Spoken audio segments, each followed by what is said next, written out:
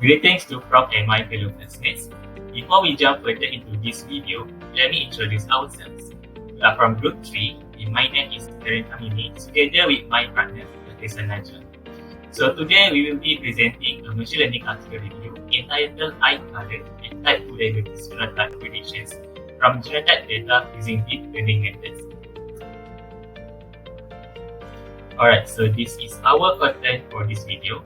I will talk about the research background, material and method, particularly on the datasets, while TAQREESA will explain on the models and implementations and also the result obtained in this study.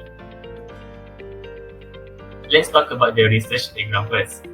So in the genetics fields, genotype-phenotype predictions are extremely important, where these approaches may aid in the discovery of genetic mutations that occur in different kinds of organisms.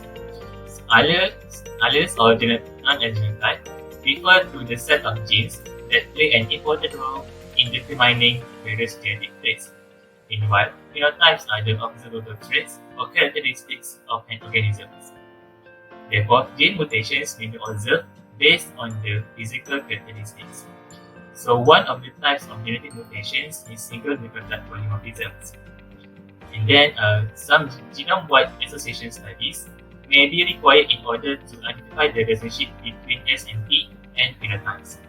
So there are several methods to study the relationship between SNPs and phenotypes, such as through the statistical ways and machine learning approaches, which will be further discussed later. So here is the overview of the flowcharts of machine learning approaches that is applied in this study for genotype-phenotype predictions. Okay, next we will go to the materials and methods used in this study. The first protocol is by collecting the datasets. In this study, two phenotypes are used, which are the eye color and Type 2 diabetes phenotypes. The primary datasets for the eye color phenotypes consist of 806 participants, where 404 of them have blue-green eyes, while the remaining participants have brown eyes. Meanwhile, for Type 2 diabetes, about 107 participants are involved, whereas 30 individuals are classified as cases and 74 of them as controls.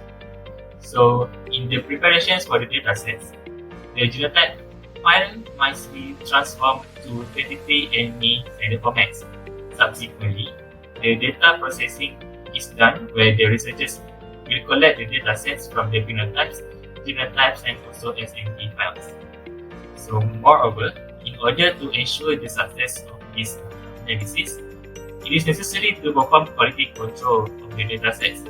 Some of the steps done are the screening of the datasets to detect the missing and also the duplicate SNPs. And then the SNPs that consist of the allele with this condition will be removed. And therefore, the amounts of SNP also be reduced based on the p-value threshold. So in short, these are some of the dataset protocol performed by the researchers in this study.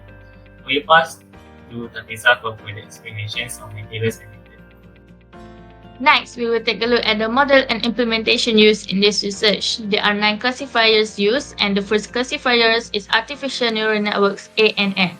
ANN has integrated artificial neurons called processing units, which are made up of input and output units.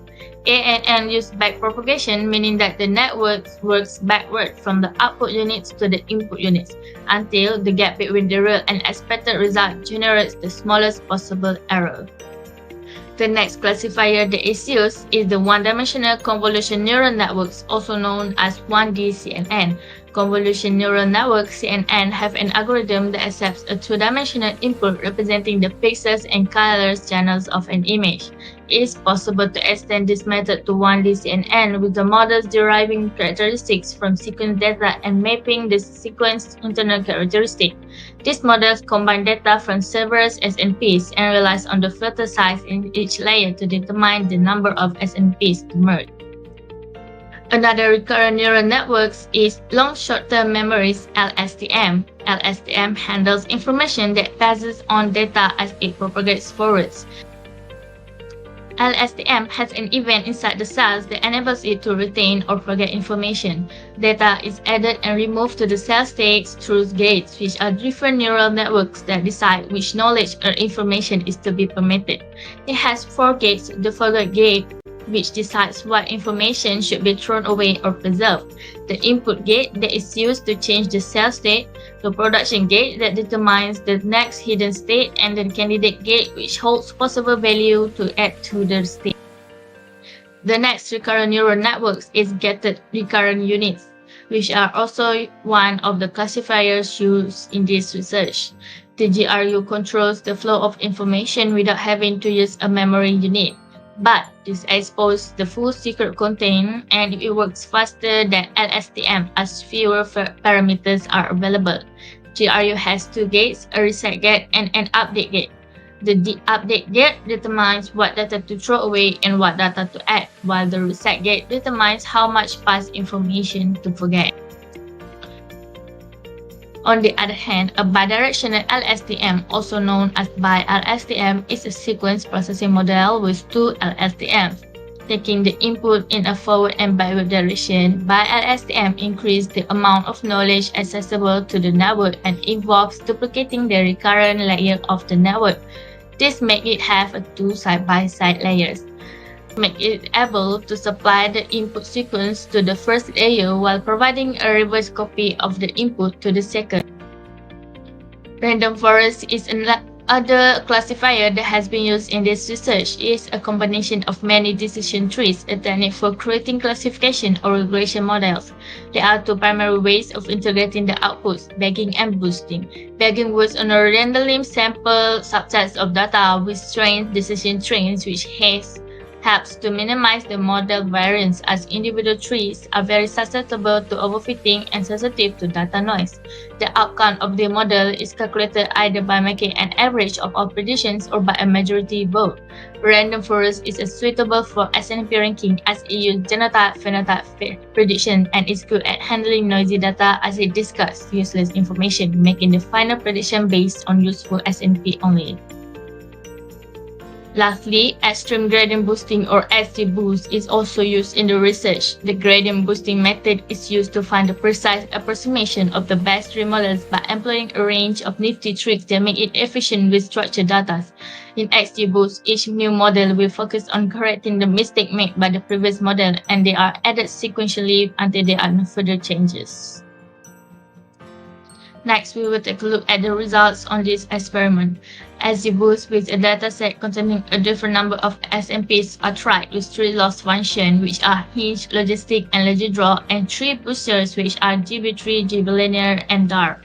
Using a logistic loss function, scale and unscale, XGBoost gave an accuracy of 92% as SNPs of 1,560 and 50,260.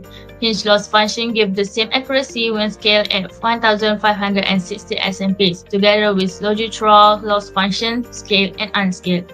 Random forest, on the other hand, shows a maximum accuracy of 92% and 107 SNPs. For deep learning algorithms, it shows that different algorithms are accurate at different SNPs. For true SNPs, LSTM perform well with an accuracy of 90% at 32 SNPs, ANN and GRU, and 1D-CNN perform well with an accuracy of 92%. 1D-CNN performs well with an accuracy of 92% and 107 SNPs, while ANN and LSTM perform well with an accuracy of 94.5% at 1,560 SNP. Thank you, TAQREESA. I guess we have come to the end of this article review. So for the conclusions, genotype phenotype predictions are very beneficial in many areas. In this, machine learning is one of the approaches that enable us to study more on human genetic fields. So here is the references that we use for this summary review. I guess that's all from us. Thank you for watching.